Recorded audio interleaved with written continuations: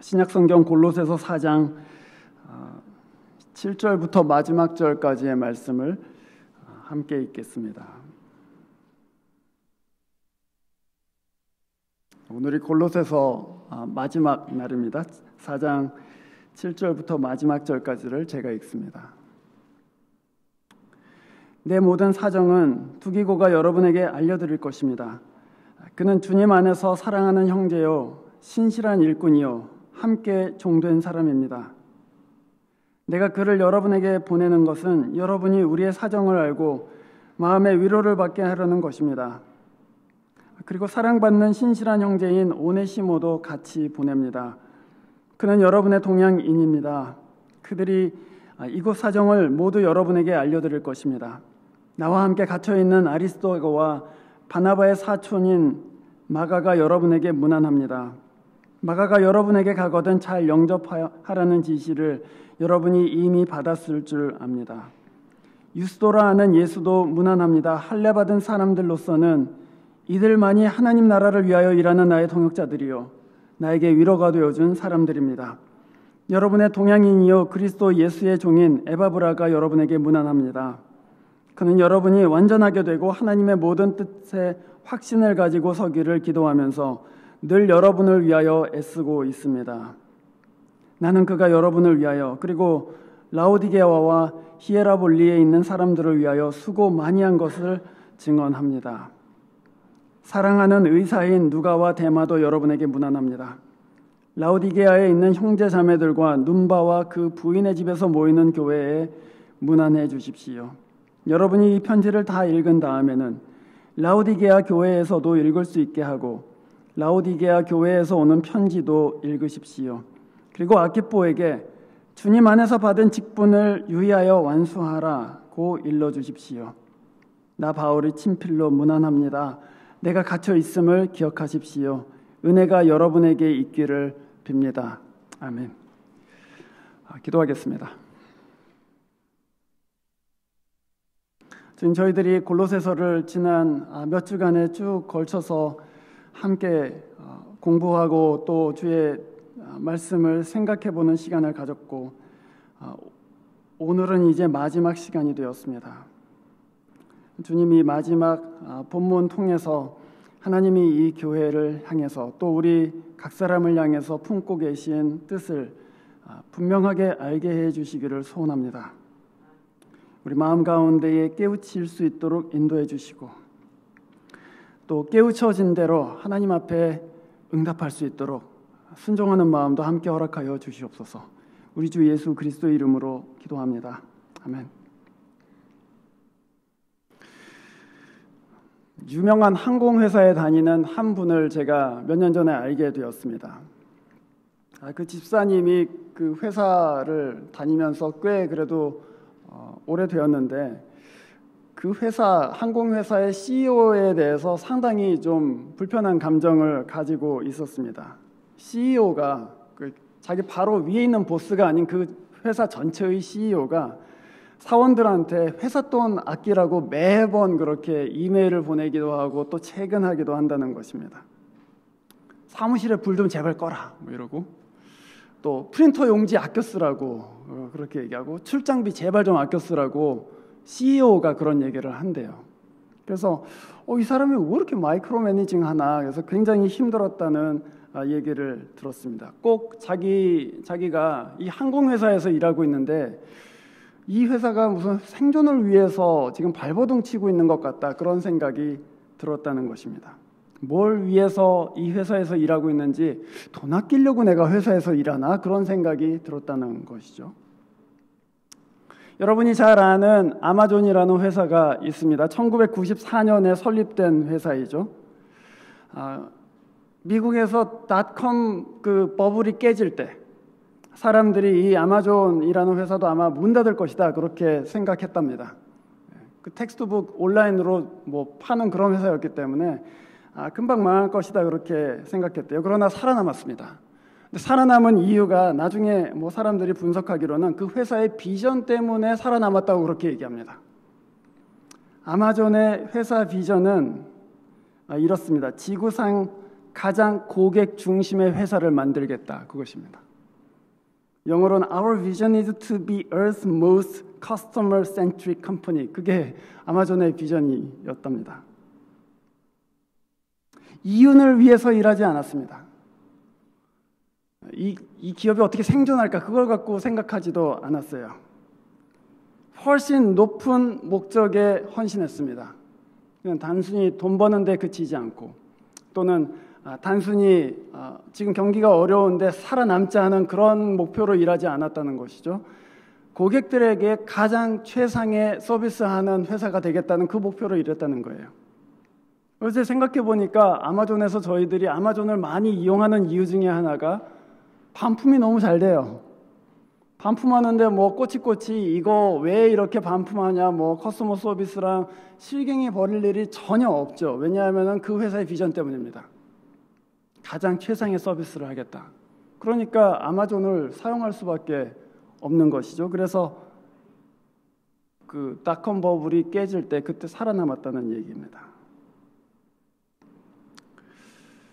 직원들이 생계를 유지하는 것 이상으로 높은 가치를 위해서 일하고 있을 때 그 회사는 그냥 생존을 위해서 사는 회사가 아닌 것이죠. 우리는 보다 고상한 가치를 위해서 살고 있다, 또 일하고 있다 하는 그 보람이 그 직원들한테 있는 것입니다. 우리 인생도 마찬가지 아니겠습니까, 여러분? 인생에 목적이 없다면 내가 도대체 뭐 때문에 살고 있나 하는 그런 질문이 당연히 들죠. 내가 혹시 그냥 좋은 직장 들어가려고 이 대학에서 이렇게 공부하는 건가, 그런 생각들을 하실 것입니다. 또는 내가 그냥 돈이나 벌려고 이 회사 다니나, 그런 직장 생활 하시는 분들은 그런 생각 하실 거예요. 또는 주부들은 내가 그냥 애나 키우려고 지금 이러고 있나, 그런 생각들을 하실 것이고, 또는 나이가 좀 많이 드신 분들은 이제 내가 이렇게 늙다가 죽는 건가, 뭐 이런 생각들을 하실 것입니다. 인생의 목적을 모르게 되면 그냥 서바이벌 모드로 살게 되죠. 그냥 하루하루 그냥 끼니를 때우듯이 살자. 그리고 두려운 일을 피하는 것이 최상의 방책이 아니겠습니까, 여러분? 나중에 늙어서 건강하지 못하면 큰일 나니까 지금 운동을 열심히 하자. 뭐 스트레칭도 하고, 뭐 또 달리기도 하고 그러자. 또 나중에 나이 들어서 돈이 없으면 안 되니까 어떻게 해서든 끝까지 일하자. 뭐 그런 생각을 당연히 하게 돼요. 그 두려움이 아닙니까? 우리 인생의 목적이 다만 그냥 두려운 일을 피하는 데 있다면, 그냥 사는 데 급급하다면은 그럴 수밖에 없어요, 사실은. 그런데 잘 생각해 보면 목적이 내 삶에 의미를 주는구나 하는 것을 알게 됩니다. 그냥 사는 것이 아니다. 어떤 목적이 내 삶에 의미를 준다는 것을 알게 돼요.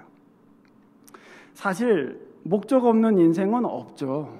목적 없는 인생은 없습니다. 하나님이 사람을 지으실 때 아주 분명한 목적을 주셨기 때문입니다. 예수 믿건 안 믿건 상관없어요. 하나님께서 사람을 지으실 때 창세기 1장, 2장을 보면은 하나님이 사람 창조하시면서 그 세상을 돌보고 내 형상처럼 그렇게 세상을 다스려라, 그렇게 말씀하십니다.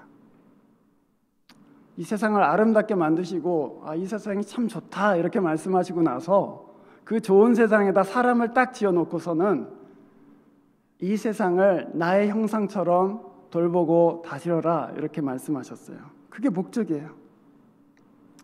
주님께서는, 하나님은 이 세상을 돌보라고, 그냥 우리 마음대로 돌보는 것이 아니고 하나님이 돌보시듯이 돌보라고 우리를 지으셨구나 하는 그런 목적이 저희들 가운데 있어요.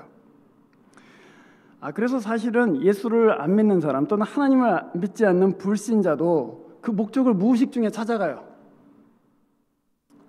불신자 의사들, 빈민촌에서 무상으로 의료 그 시술하는 분들 꽤 많이 있습니다. 예수 믿지 않는다고 해서 그냥 자기만 위해서 사는 거 아니에요. 그 어려운 데 가서 의료 봉사하면서 내가 의대 공부한 것이 돈 벌려고 공부했나, 내가 진짜 선을 행하려고 공부했지 하는 그런 마음에 그런 자부심, 삶의 의미 그런 것들을 가지게 됩니다. 또는 예수 믿지 않는 또는 하나님 믿지 않는 정치가가 있다고 생각해 보세요. 그 정치가도 진흙탕 같은 그 정치판에서 치열하게 싸우면서 내가 진짜 때려치고 말지 하는 그런 마음이 막 불쑥불쑥 올라오지만 그래도 내가 젊었을 때 생각한 가난하고 어려운 사람들 그 이익 대변해 주려고 내가 이 정치 시작했는데 반대가 거세고 또 표를 얻지 못하는 때도 있지만 그거 위해서 헌신하잖아요. 이 세상의 의의를 위해서, 이 세상의 평화를 위해서 내가 일해야지. 그거 정치인이 단순히 그냥 무슨 큰 명예를 얻기 위해서 또는 어떤 정치적인 세력을 갖기 위해서만 하는 것은 아닙니다. 예수 믿지 않는다고 해서 그렇게 살지는 않아요, 사실은. 누구나 자기 인생에 어떤 목적을 가지고 그 목적을 추구하면서 살게 돼 있어요. 사실은 그래서 생존을 위해서 사는 것보다 내 인생의 목적이 무엇인가 그것을 알고 그것을 추구해 갈 때에 훨씬 더 오래 그리고 훨씬 더 강하게 끝까지 나아갈 수 있는 것이죠. 여러분의 인생의 목적은 무엇입니까? 여러분은 무엇을 위해서 살고 계십니까? 여러분은 하나님이 여러분을 존귀하게 만드셨다는 것을 알고 계십니까? 여러분 진짜 존귀한 사람들입니다. 한 사람도 여기서 무시할 수 있는 사람이 아무도 없어요, 사실은. 옆에 분한테 아까는 참 아름다우십니다 이렇게 인사했지만 지금은 참으로 존귀하십니다 이렇게 한번 인사해 주세요. 참으로 존귀하십니다.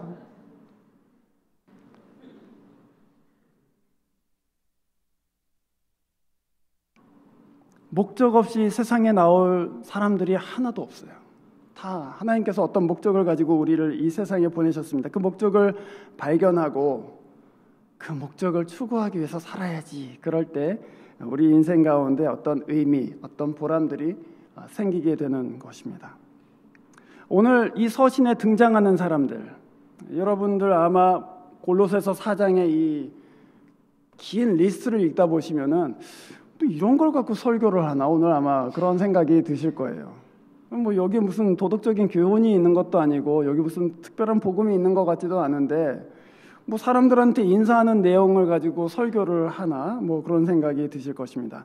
사실 이 리스트를 보면 이 사람들 굉장히 이상한 사람들입니다. 굉장히 이상한 사람들이에요. 예를 들면 10절 바울은 이렇게 얘기합니다. 나와 함께 갇혀있는 아리스다고 돈 벌다가 갇힌 게 아닙니다. 돈도 되지 않는 복음 전하다가 갇혔어요. 돈도 안 되는 일 하다가 왜 갇히지? 이상한 일이죠. 8절과 9절에 보면은 두기고라는 사람 또 오네시모라는 사람이 나오는데 이 사람들은 골로새 교회에 바울의 사정을 말해주러 간 사람들입니다. 아니 그거 못하러 그냥 편지 써도 되는데 못하러 직접 가서 바울이 이런 일을 지금 당했습니다. 바울의 사정은 이렇습니다. 이런 말을 하려고 거기까지 갈 이유가 사실은 별로 없어요. 또는 14절을 보시면은 여기에 의사도 나오네 이런 14절에 보면은 사랑하는 의사인 누가 이렇게 나옵니다. 아니 이 의사는 왜 바울을 따라다니나? 그냥 의로 행위나 하지. 의사인데 물론 고대의 의사들은 지금하고는 신분이 조금 다르긴 하지만 뭐 의사로 그냥 환자들 보면서 그렇게 살 수도 있을 텐데 왜 선교팀을 따라다니지? 이상한 일이죠. 또는 12절 에바브라라는 사람은 대체 무슨 기도에 힘이 있다고 뭐 하나님을 향해서 기도하는 게 무슨 그렇게 대단한 능력이 있다고 골로새 교회 성도들을 위해서 힘써 기도한다고 하는 말인가? 15절에 눈바라는 여성도가 나오는데 이 여자는 못하러 자기 집에다가 교회를 다 오라고 해서는 예배드리는 공간으로 자기 집을 내어주고 있는가? 다 이상한 사람들이에요, 사실은. 무슨 이익이 된다고? 그게 무슨 자기한테 경제적인 어떤 유익이 없잖아요. 그런데도 이 일을 하고 있는 것이죠. 그래서 우리가 읽은 이 본문은 사실 이상한 사람들 투성이에요. 이 사람들한테는 두 가지의 공통점이 있습니다. 첫 번째는 7절, 11절 그리고 12절에 나타나는 대로 이 사람들은 다 자기를 예수 그리스도의 종이라고 생각해요. 그리스도가 내 주인이시다. 그리고 나는 그분의 종이다. 이렇게 생각해요. 두 번째로는 그 사람들은 하나님의 나라를 위해서 일하고 있어요. 11절 말씀을 보십시오. 유스도라 하는 예수도 무난합니다. 할례 받은 사람들로서는 이들만 하나님의 나라를 위하여 일하는 나의 동역자들입니다. 유대인 중에 나와 같이 동역하는 사람들 중에는 이 사람들만 하나님의 나라를 위해서 일하고 있습니다. 그 말은 이 유대인들 동역자들 말고 다른 동역자들도 다 같이 하나님의 나라를 위해서 일하고 있다는 얘기죠. 그래서 두 가지 공통점이 있어요. 하나는 그리스도가 내 주님이시다. 나는 그리스도를 위해서 산다 하는 것과 두 번째 그 그리스도의 나라를 위해서 나는 헌신한다. 그 두 가지의 공통점을 갖고 있습니다. 주 예수께서는 로마 제국의 가장 미천한 사람들, 갈릴리에 있는 사람들, 나사렛에 있는 사람들, 그 사람들한테 찾아가서 당신들을 향한 하나님의 숭고한 목적이 있다는 것을 알려주셨습니다. 그래서 그리스 로마 철학이 할 수 없는 일, 그 철학자들이 평생 연구하고 또 가르쳤지만 할 수 없었던 일을 그냥 대본에 해버렸어요. 그게 뭡니까? 교육받지 못한 가난하고 또 낮은 계급에 있는 사람들이 예수를 믿고 완전히 새로운 사람들이 된 것입니다. 도적질 하던 사람들이 도적질 끊어버려요. 그리고서는 남을 돕는 사람이 되기 시작합니다. 의를 생각하지 않던 사람들이 자기 삶 가운데서 의가 무엇이냐고 추구하기 시작해요. 긍휼이 없었던 사람들이 예수를 믿고 나서 하나님이 이 사람을 긍휼하게 여기는데 그래서 자기도 긍휼한 마음으로 돕기 시작해요. 그리스 로마의 철학자들이 말은 하였으나 가르치지 못했던 것들, 그렇게 변화시키지는 못했던 것들을 주 예수께서는 하셨습니다. 누가복음 22장 28절부터 30절까지의 말씀, 여러분 저랑 함께 한번 읽어보시죠. 너희는 나의 모든 시험 중에 항상 나와 함께한 자들인즉 내 아버지께서 나라를 내게 맡기신 것 같이 나도 너희에게 맡겨 너희로 내 나라에 있어 내 상에서 먹고 마시며 또는 보좌에 앉아 이스라엘 12지파를 다스리게 하려 하노라. 이 말씀은 예수님께서 이 세상을 떠나시기 전에 제자들을 모아놓고 하신 말씀입니다. 이 말씀은 너무 이상한 말씀이에요. 사실은 하나님이 예수 그리스도에게 나에게 나라를 맡기신 것처럼 하나님의 나라를 맡기셨다 이거예요. 그런데 나는 너희한테 이 나라를 맡긴다 그렇게 말씀하세요. 이 너희는 누굽니까? 갈릴리의 어부들, 세리들, 그리고 그 신분이 그렇게 높지 않았던 그냥 미천한 사람들이에요. 12명의 제자들이 따라다니면서 3년간 훈련받은 것 이외에는 없어요. 그 사람들이 지금 무슨 믿음이 출중한 것도 아니고 그 사람이 무슨 세상적으로 아주 교육을 잘 받고 능력이 많은 사람들도 아닙니다. 그 사람들한테 예수님께서는 너희에게는 하나님께서 내게 주신 그 하나님의 나라, 그 나라를 맡을 권한이 그리고 그 부르심이 있다 그러고서는 그 나라를 주신 거예요. 맡겨주셨어요.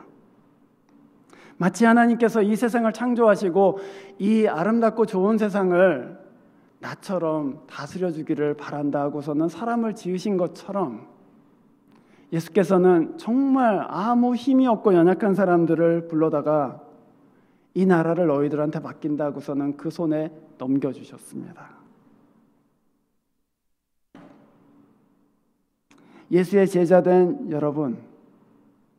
여러분은 이 나라를 맡고 계십니다.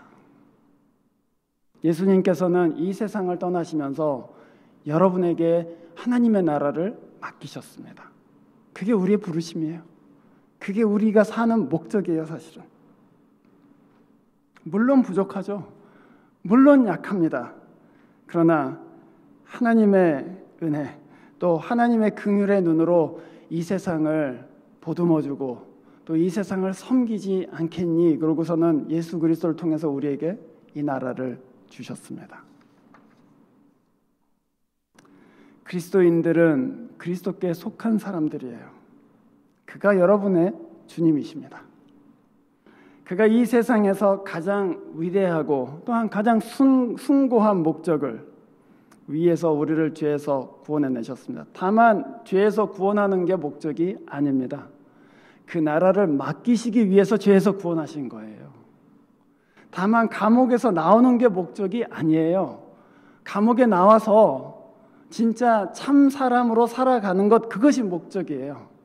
섬기고 사랑하고 또 이웃에게 유익이 되는 사람으로 살아가는 것, 그것이 목적인 것이죠.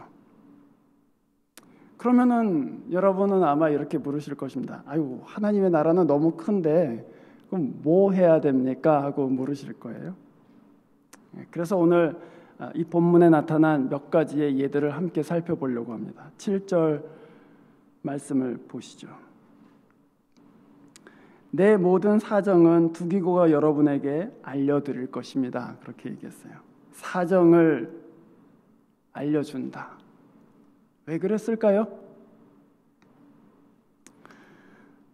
바울은 골로새 교회 교인들에게 자기의 사정을 알려주기를 원했습니다. 왜냐하면 그 사람들이 걱정하고 있기 때문이에요. 다만 바울이 선교하다가 감옥에 갇혔기 때문에 걱정하는 것은 아닙니다. 하나님의 나라를 위해서 함께 일하고 있는데 감옥에서 지금 옴싹달싹 못하게 됐단 말이에요. 그래서 알고 싶은 거예요. 언제 나갈지, 또 어떤 계획을 갖고 있는지, 그리고 우리가 혹시 도와줄 일은 없는지 알고 싶은 거예요. 서로 지지해주고자 하는 것이죠. 여러분은 아마도 이 세상에 살면서 이 교회에서 아무도 나를 별로 신경 써주지 않는다, 뭐 그런 생각을 하실지도 모르겠습니다. 저는 그렇지 않기를 사실 바라는데요. 지지난 주일에 저희 교회에서 우리 강사원 집사님이 일리노이로 이사 가셨잖아요. 그래서 제가 지난 주일에 전화를 했어요. 첫 주를 어떻게 교회 가셔서 좋으셨냐고 그랬더니, 목사님, 제가 방문한 교회는요, 저를 별로 반가워하는 것 같지가 않습니다. 저한테 아무도 말을 시키지 않고 그냥 저는 뻘쭘하게 있다가 왔습니다. 그렇게 얘기를 하시는데 제가 얼마나 마음이 속상한지. 아니, 그 교회 도대체 왜 그래? 왜 그 존귀한 사람이 갔는데 그거 못 잡고 그렇게 가만히 내버려 둔 거야?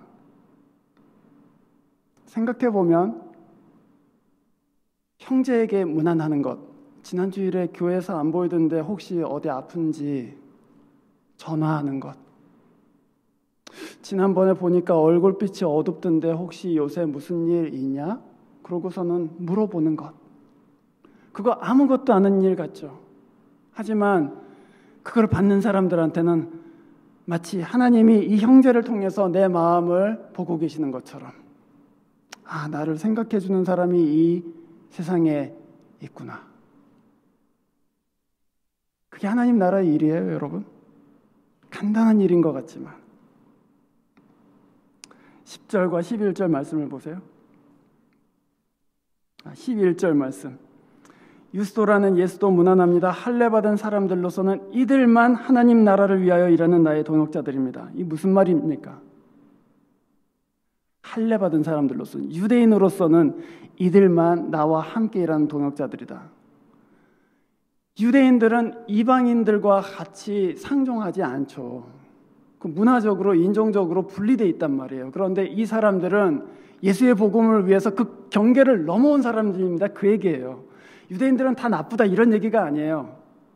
유대인들도 예수께 열심인 사람들이 있지만 그들 중에 어떤 사람들은 그 문화와 언어와 인종의 경계를 넘어서까지 하나님의 나라를 위해서 일하고 있습니다. 하나님 나라의 일이라는 것은 때로는 그 문화를 넘어가는 것입니다.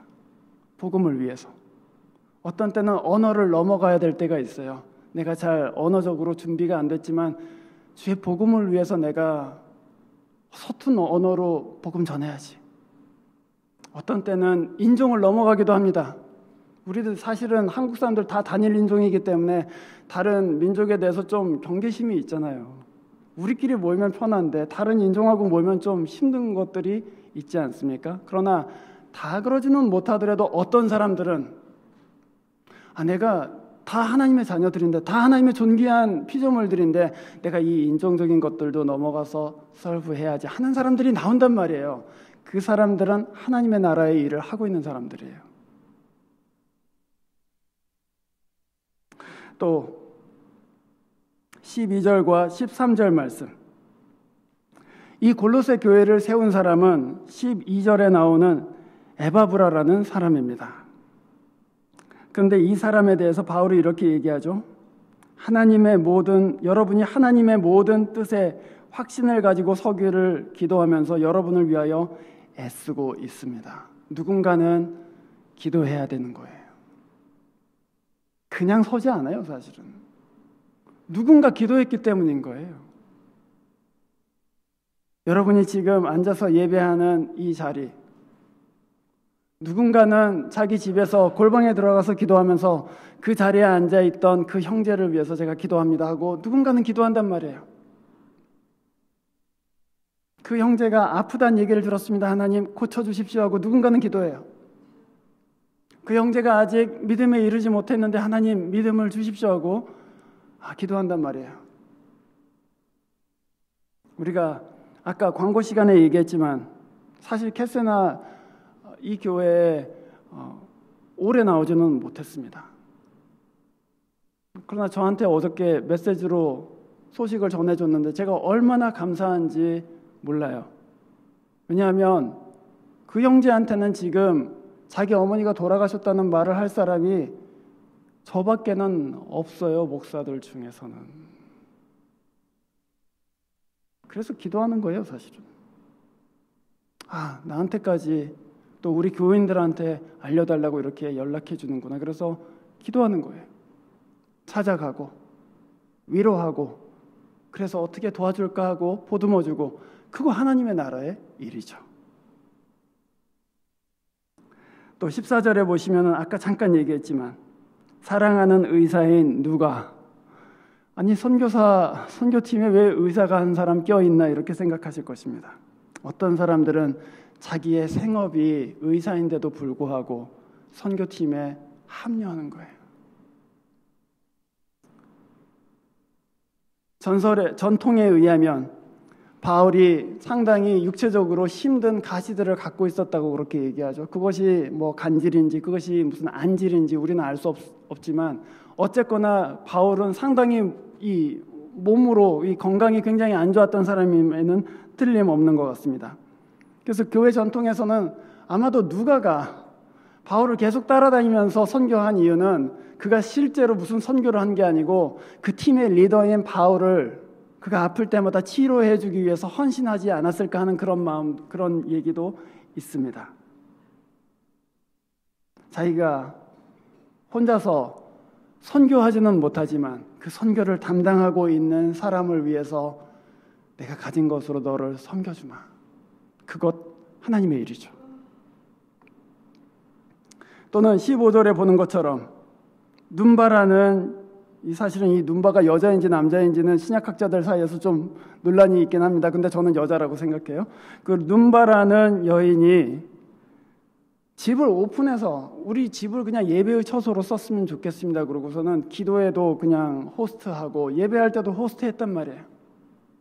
그거 별거 아닌 것 같지만 그 사람 집이 커서 그런가 보지. 집 크다고 다 그렇습니까, 여러분? 아시잖아요. 돈 많이 있다고 다른 사람들 맨날 사줘요? 그렇지 않습니다. 마음이 있어야 할 수 있는 거예요. 그 마음은 어디서 왔냐면은 하나님 나라를 위하는 마음에서 온 것이죠. 그래서 그 하나님의 나라를 위한 일이에요. 아마 여러분들 가운데는 차를 갖고 있는 우리 대학원생이나 또 대학생들도 있을 것입니다. 교회 나오기 위해서 우리 후배들 또는 친구들 라이드 해주시잖아요. 너무 잘하는 일입니다. 그런데 여러분 알고 계십니까? 그 일은 하나님의 나라의 일입니다. 그 일은 하나님 나라의 일이에요. 여러분이 그걸 알고 있었는지는 모르겠지만, 그래서 그렇게 하고 계시는 여러분은 귀한 사람들입니다. 오늘 고린도전서 10장 31절의 말씀, 우리가 이 말씀도 함께 같이 읽어보겠습니다. 그런즉 너희가 먹든지 마시든지 무엇을 하든지 다 하나님의 영광을 위하여 하라. 먹고 마시는 것조차도, 그렇게 작은 일조차도 당연히 하나님의 영광을 위해서 할 수 있죠. 힘들어하는 형제하고 찬잔하자고 하나님의 영광을 위해서 하는 일입니다. 또 어려워 보이는 형제, 내가 밥 한 끼 사줘야지 하고 밥 한 끼 사줄 때 하나님의 나라를 위한, 하나님의 영광을 위한 일인 것이죠. 그래서 사실은 제가 여러분한테 권면하고 싶은 한 가지가 있습니다. 여러분, 아무리 하찮은 일이라도요, 하시기 전에 주님께 이렇게 말씀해 보세요. 주님, 이거 주님 때문에 하는 일입니다. 그게 뭐건 간에 여러분이 그 마음 가운데 이거 하나님 위해서 내가 해야지 하는 마음이 있으면 그냥 하지 마시고 잠깐 하나님께, 예수님께 말씀하세요. 주님, 이거 제가 주님 보고 하는 일입니다. 주님 위해서 하는 일입니다. 주님께서 기쁘게 받으실 것입니다. 우리 교회가 하나님의 나라를 위해서 산다는 것, 그거 추상적인 얘기가 아닙니다. 우리가 이 교회에 존재하는 목적, 이 웨이코에 이 교회가 있는 목적은 제가 두 가지로 말씀드릴 수 있겠습니다. 첫 번째는 아까 12절에서 우리가 본 것과 같이 사람들을 하나님의 뜻 안에서 굳건하게 세우는 것, 그것이 이 교회의 첫 번째 목적입니다. 여기에 있는 사람들이 어떤 사람이건 상관없이 주의 뜻 가운데서 굳건하게 세우겠다. 그것이 이 교회의 첫 번째 목적이에요. 두 번째 목적은 뭐냐면은 우리의 일터와 이웃 사이에서 그리스도의 이름으로 선과 평화를 도모하는 것입니다. 그냥 다만 이 교회에 모이는 것이 아니라 사실 여러분 삶은 6일 동안은 일터에 있습니다. 하루 교회에 나오는 거예요. 물론 그저 뭐 중간에 만나기도 하지만 하루 교회에서 함께 예배드리고 믿음 가운데 서고 하나님의 뜻 가운데서 서고 6일 동안은 그 뜻을 여러분의 일터에서, 여러분의 이웃 사이에서, 여러분의 친구들 안에서 그 뜻을 펼쳐가는 것이죠. 그것이 무엇입니까? 그 사람들의 선과 평화를 위해서 일하는 것입니다. 나 자신을 위해서 일하는 것이 아니고 당신의 선을 위해서, 이 사람들의 평화를 위해서 내가 내 자신을 드리는 것, 그것이 우리 교회의 두 번째 목적이에요. 여러분이 만약에 자기가 목적이 되면 그러면은 높은 곳만 눈에 보이실 거예요. 내가 목적이 되면 내가 조금 좀 차를 좀 업그레이드 했으면 좋겠다. 또 좀 더 큰 집에 살았으면 좋겠다. 또는 좀 연봉이 좀 더 높았으면 좋겠다. 그런 것만 보여요. 좀 다른 사람들이 알아주는 좀 자리로 올라갔으면 좋겠다. 그런 것들만 보여요. 그게 나쁜 것은 아니지만 내가 목적이 되면 그것만 보인다고요. 그러나 예수의 사람으로 살기 시작하면 우리 마음 가운데에는 낮은 것을 자꾸만 보게 되는 이상한 습성이 생겨요. 괜히 가난한 사람들이 마음에 계속해서 생각되고, 괜히 내 교회의 그 형제가 마음에 어른거려서 어떻게 도와줄 수 없을까 하는 그런 생각이 들고, 심지어는 이 도시에 있는 여러 사람들을 생각하면서 이거 우리는 어떻게 해야 되나, 그런 마음이 자연스럽게 우리 안에 들어와요. 사실은 어떻게 도와줄 수 있을까? 그 마음이 사실은 하나님께서 우리를 부르시는 방법이에요. 그 마음이 아무한테나 들지 않습니다. 하나님께서 주시는 마음이죠. 그래서 저는 사실 여러분한테 낮은 곳으로 한번 가보시라고 권해요. 그 사람들이 무엇이 필요하고 무엇 때문에 고통스러워하는지, 여러분도 고난 가운데 있을 수 있지만 더 낮은 곳에 한번 가보세요. 거기서 살란 얘기가 아닙니다. 아마 그렇게 살 수 있는 사람은 별로 없어요. 하지만 가서 나는 지금까지 다 게을러서 이렇게 산다고 생각했는데 아니었구나. 나는 지금까지 이 사람들이 그냥 모럴 스탠다드가 너무 낮아서 이렇게 산다고 생각했는데 아니었구나. 알게 돼요. 그래서 정죄하지 않고 판단하지 않고 도울 수 있는 방법을 찾게 됩니다. 저희 교회 다녔던 한 청년이 너 나중에 뭐 할래? 그렇게 물어봤더니 자기는 이 청력을 증진시키는 그런 일을 하고 싶대요. 그래서 무슨 메디컬 이퀴프먼트나 뭐 이런 쪽으로 가고 싶다는 거예요. 그래서 특이하다. 그렇게 자세하게 얘기하는 애는 제가 처음 봤거든요. 그래서 왜 그런 생각을 하게 됐냐 하고 물어봤습니다. 자기가 굉장히 사랑하는 할아버지가 나이가 80이 넘어가기 시작하면서 귀가 잘 들리지 않게 됐는데 그 할아버지는 평생의 취미가 뭐였냐면 클래시컬 뮤직 듣는 거였대요. 근데 하루는 그 손자를 앉혀놓고 그렇게 얘기했대요. 귀가 나빠지니까 음악 소리도 별로 이렇게 아름답게 들리지가 않는다. 근데 이 손자 마음에 우리 할아버지 음악 그렇게 좋아했는데 그거 찾아주고 싶다는 마음이 확 드는 거예요. 자기 할아버지만 그렇게 보이는 것이 아니고 나이 든 사람들이 보청기 끼고 다니면은 그 다 보이기 시작하는 거예요. 자기 가족들의 목소리도 다르게 들리겠구나. 그 마음이 생기는 거예요. 그 음악의 기쁨을 되찾게 해주고 싶다. 만약에 그 마음으로 공부한다면 그냥 의사 돼서 돈 많이 벌어야지 하는 그런 마음으로 공부하는 것 갖고는 다르겠죠. 내가 열심히 해서 진짜 고쳐줘야지. 또 어떤 청년은 선교지에서 의료 혜택 못 받고 죽는 사람들 보고서는 충격받아서 자기는 수술 전문 간호사로 헌신하겠다고 그러고서는 간호대학에 간 청년도 있었습니다. 여러분, 그런 결정들 할 때에 사람들의 눈을 의식하지 마세요.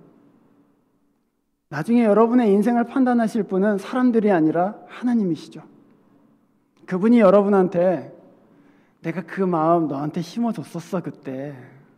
그리고 네가 그 마음에 따라서 응답했어 그렇게 말씀하실 거예요.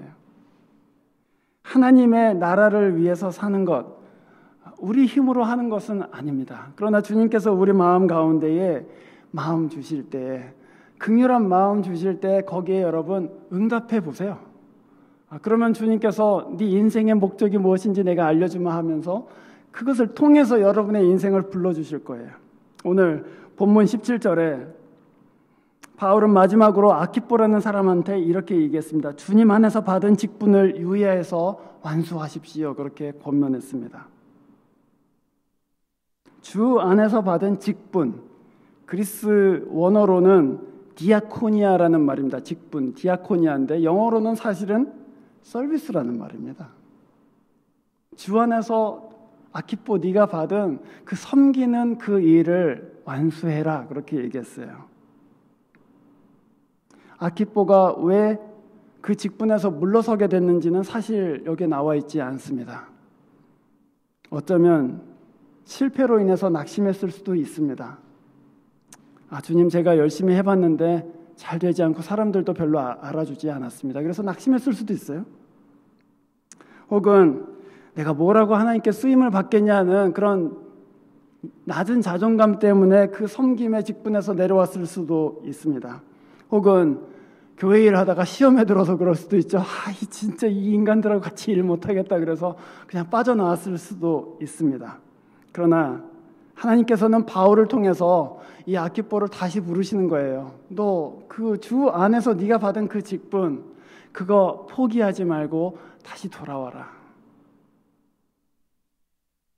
너의 부르심과 인생의 목적을 회복하라는 말씀으로 저는 봤습니다. 이 말씀 통해서 주님께서는 우리도 똑같이 부르고 계시지 않은가 하는 그런 생각합니다. 주 안에서 받은 직분이 무엇이건 간에 그게 작은 것일 수도 있고 큰 것일 수도 있고 그게 교회 안에서의 직분일 수도 있고 또는 여러분 일터에서의 직분일 수도 있습니다. 그러나 그것이 무엇이건 간에 여러분이 그 직분을 주 안에서 받았다고 확신하신다면 그것을 완수하시기 바랍니다. 우리는 모두 깨어지고 부서진 인생들이죠. 그 직분을 완수할 만한 그런 능력과 그런 지혜가 우리에게는 사실 없습니다. 그러나 주님께서는 그 직분을 신실하게 완수하려고 하는 신자들의 믿음을 보시고 우리를 그 자리에 계속해서 세워주실 거예요. 그리고 그 일들을 잘 할 수 있도록 도우실 줄로 저는 믿습니다. 여러분의 부족함 또는 여러분의 능력 없음을 보지 마시고 여러분을 충성되이 여겨서 그 직분을 맡겨주신 그 예수 그리스도를 바라보시기를 바랍니다. 그가 여러분과 또한 그 형제 자매들이 이루고 있는 주의 교회를 통해서 이 세상을 보듬으시고 또 이 세상의 선과 의를 이루어 주실 것입니다. 그리고 마지막 날에 우리가 예수 앞에 다 함께 다시 설 때에 그때 우리 주님께서는 잘했다 충성된 종아 내 기쁨에 참여하여라 그렇게 불러주시지 않겠습니까? 기도하겠습니다.